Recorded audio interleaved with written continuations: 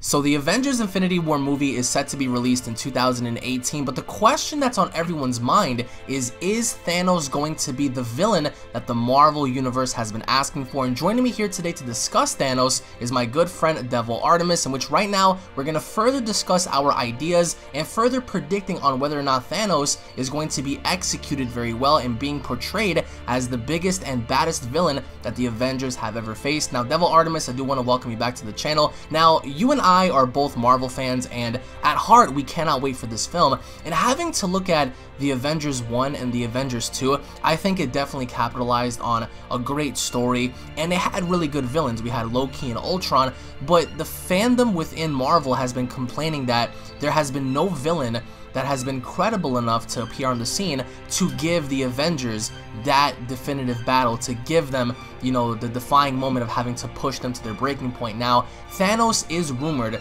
to be that villain in order to, you know, entirely obliterate the Avengers alongside the Guardians of the Galaxy. So I wanted to get your take on the following question. Do you believe, in your opinion, that Thanos is going to indefinitely kill off either the majority of the Avengers, or if not all of them, going into the upcoming movie? Well, first, I want to thank you for having me on the channel, Alex. Thank you a lot, bro. Always, man. But I think really what's gonna end up happening is Thanos is probably gonna end up taking out all the Avengers. And I mean, I have two theories. I have a theory that either he could take out all the Avengers and there's gonna be time manipulation, or something that's gonna bring all the Avengers back, because there's just no way that they're going to be able to stand up to the Infinity Stones. We got glimpses of the amount of power that one stone alone has, which is, I think, you know, which is obviously the stone, the Power Stone. Obviously, that's the best example that we got during the Guardians of the Galaxy movie. But I think Thanos is probably going to end up eliminating all the Avengers, and someone is going to have to take this stand up and do something about it.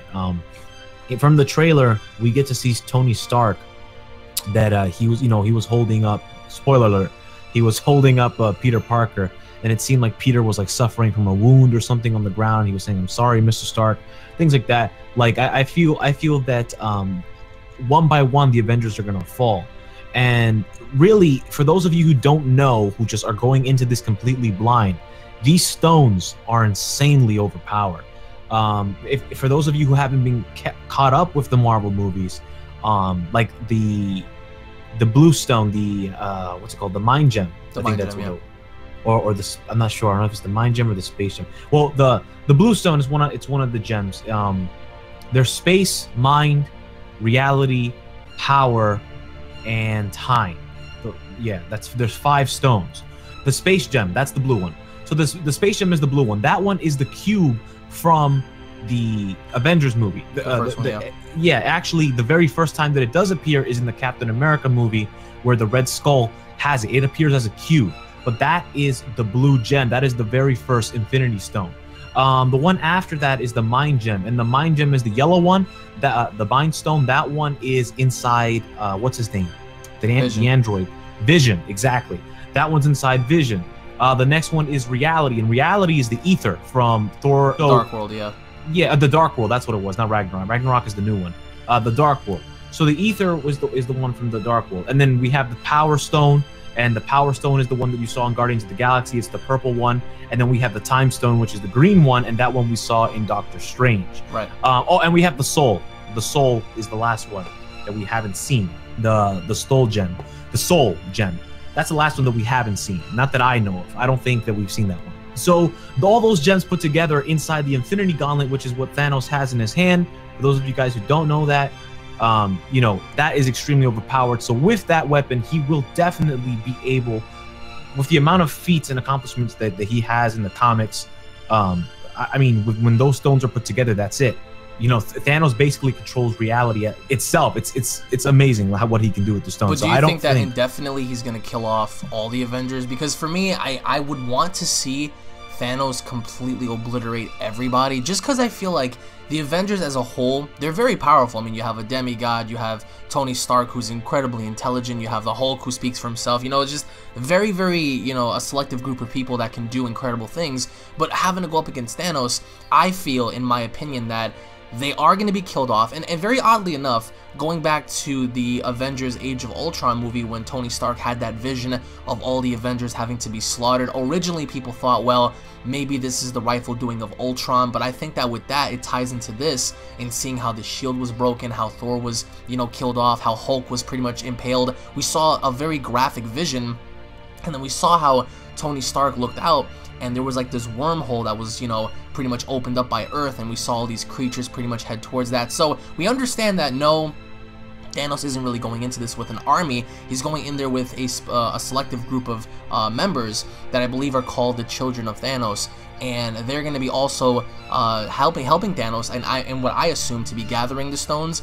And I think that those specific characters aren't really going to be as credible as Thanos is as an individual, but I also believe that going into this, Tony Stark may be the last one remaining. So I wanted to ask you, like, with Tony having to be one of the potential ones having to be the last one standing, even though in terms of, you know, sufficiency, he doesn't have any superpower, but having to correlate that to Age of Ultron's vision when he was the last one looking around, and even Captain America having to tell him, you could have prevented this, you could have saved us.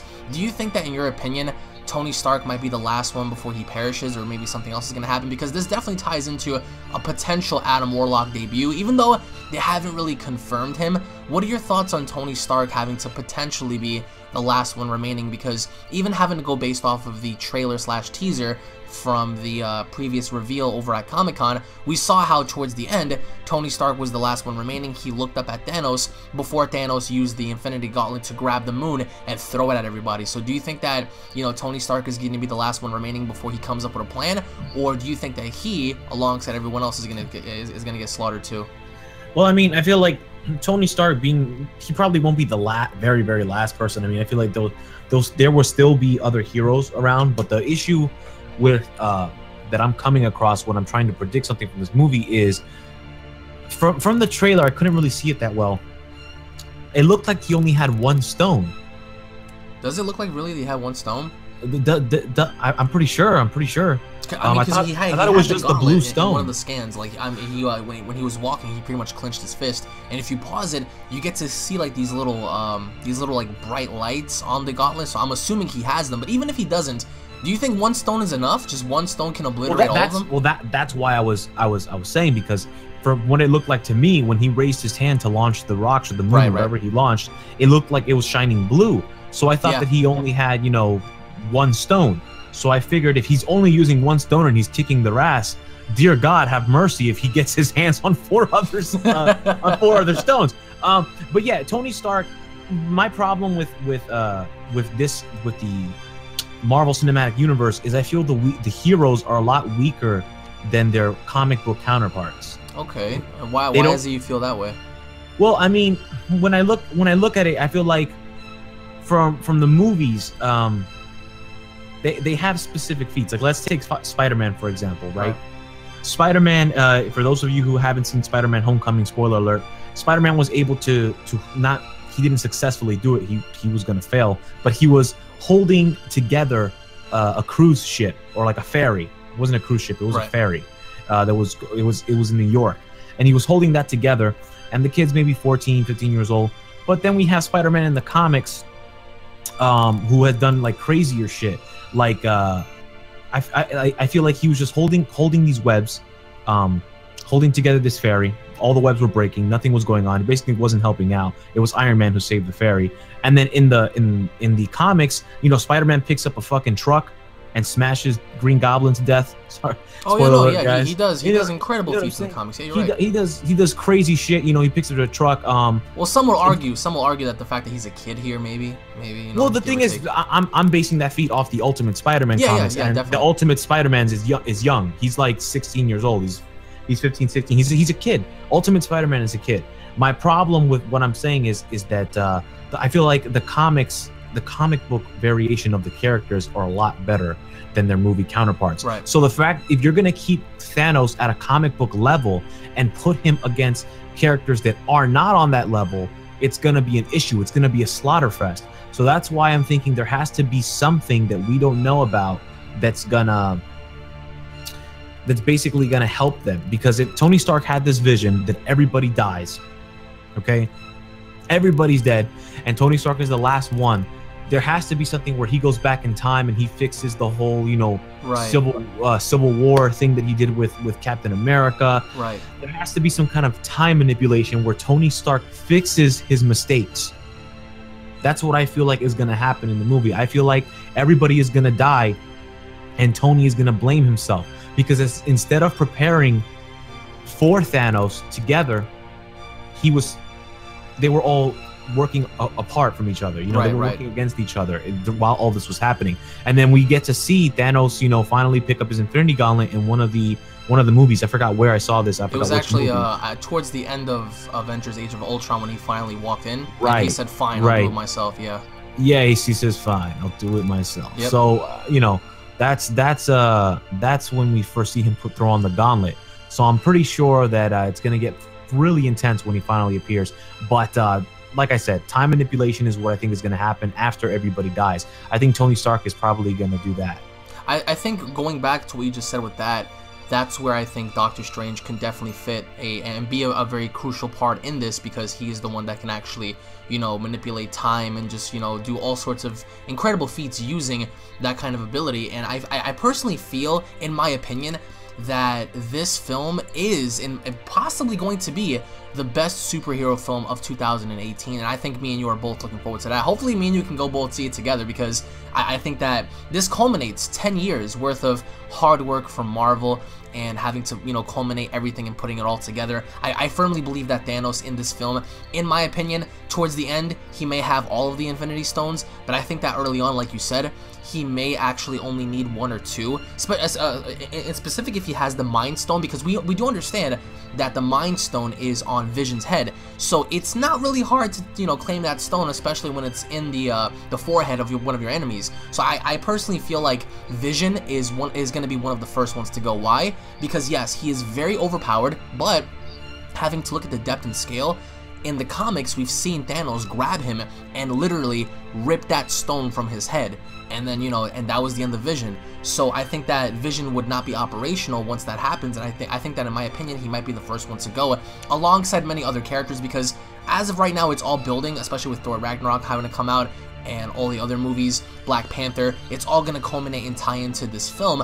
And having to look at what you just said, I think that it may be the case early on he may only in fact use 1 stone, maybe 2 stones, but let's not count out the minions that he has working for him, the children of Thanos, that are going to be going out to also recruit the stones and gather up the stones together just so he can have all 5.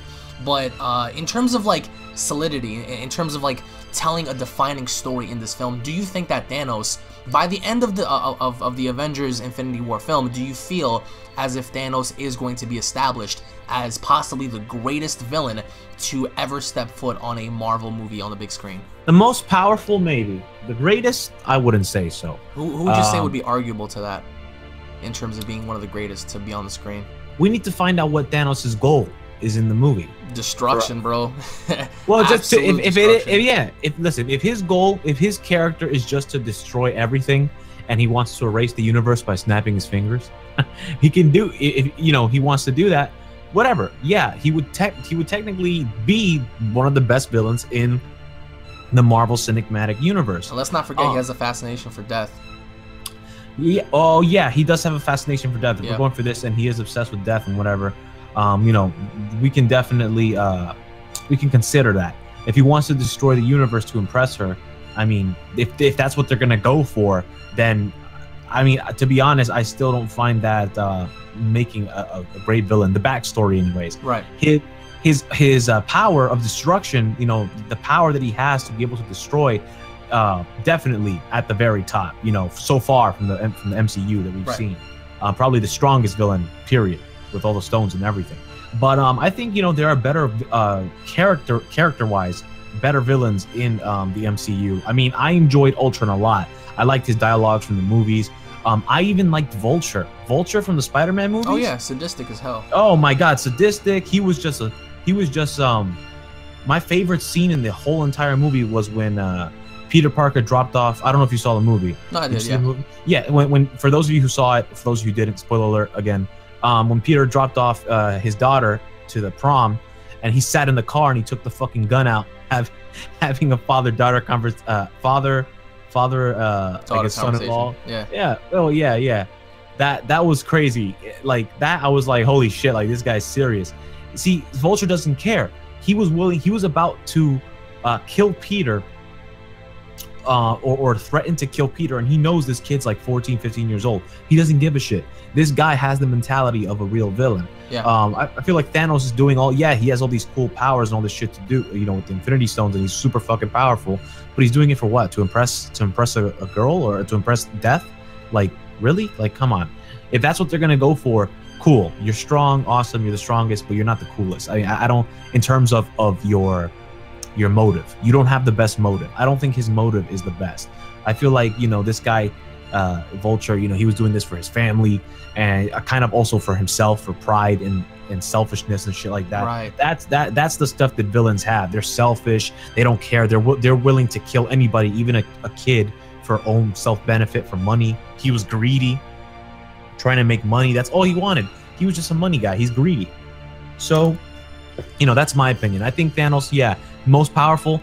Does he have the best motive? No, I don't think so. I think that going into this, I think he also reflects onto Voltron's character, possibly even to a greater extent, because in the trailer he says, you know, fun's not something one considers when balancing the universe, and then we see destruction and death, and then he says, well, this brings a smile on my face, and he's just very, very sadistic. And then he talks about you can run, you can pray, destiny will always find a way, and then he slaughters everybody. And going back to Peter Parker again, you know, 14, 15-year-old boy in the film may be killed off by the exact same person with ease. So I think that with this person, you're right. To an extent, we don't know fully what his motives are. His current motives is to gather up all the stones and further use that for his plans. As to what it is, we don't know. But we're definitely going to be touching up on part 2 to Thanos possibly being killed off, because there are different variations where he was killed off by Drax in the comics and all sorts of stuff. But I do want to say thank you so much for joining me, and thank you all so much for watching. Myself and Artemis want to know from you guys as to where you guys stand with Thanos as a villain. Do you definitively feel like he might kill off all the Avengers? Is he going to kill off a majority of them, possibly half, and then while the other half have to regroup and come up with a plan? Because I don't think entirely they're gonna base this movie on the comics, or at least a specific issue. I think that they may include their own twists to the overall storytelling of the narrative of the comics. So I don't feel as if they're gonna be basing the entire story based on one specific issue or issues. But that's what me and Artemis want to know your thoughts down below, guys. Thank you all so much for watching, guys. If you guys don't know about DevilArtemis, go ahead and check his channel out down below. I'm gonna link his channel. He covers various different things on his channel, from reactions and gameplays to Dragon Ball. And again, guys, if you guys are new to this channel, don't forget to hit that subscribe button, guys. Also turn on notifications, that way you guys can be notified whenever a video is posted onto this channel. Hashtag notification squad, guys. Thank you all for watching, and we'll be seeing you all down in the comment section below. Have a great day, everybody. Peace.